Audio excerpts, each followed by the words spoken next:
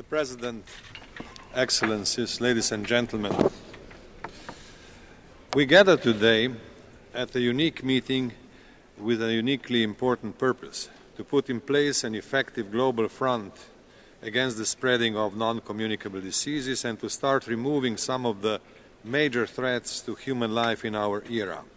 And we owe gratitude to all those who made this meeting possible: the Secretary General, the President of the General Assembly, the WHO Secretariat, and above all, the Caribbean states for the timely and wise initiative.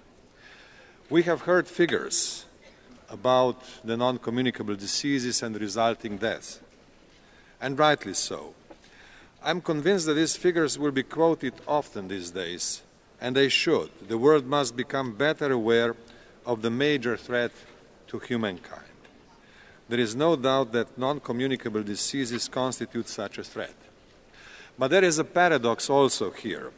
This is only the second time in the history of the United Nations that the General Assembly has convened a meeting with the participation of heads of state and government on a set of dramatic global health issues with major and very adverse consequences for social and economic development.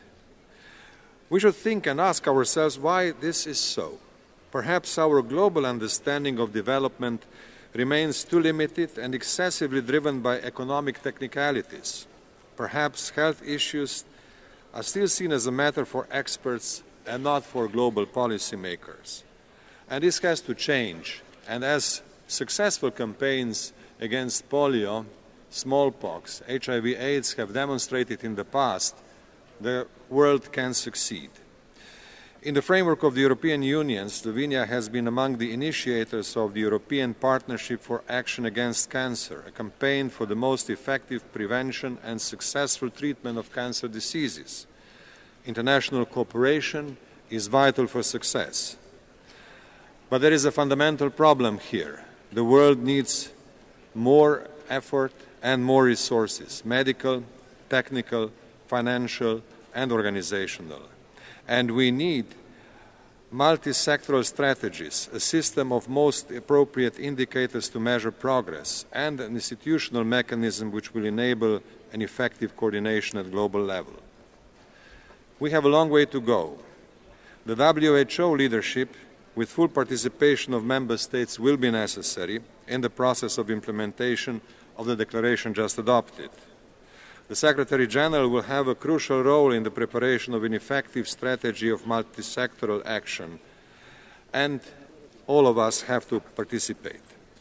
The UN should take advantage of the partnerships that already exist, partnerships with civil society, with professional organizations, and with business sectors. These partnerships have to be made stronger, more effective, put in place for the multi-sectoral approach, and in such coordinated fashion we can win. Thank you, Mr. President. Thank you, ladies and gentlemen, for your attention. Let us work for the next years, perhaps decades, and change the world for the better. Thank you.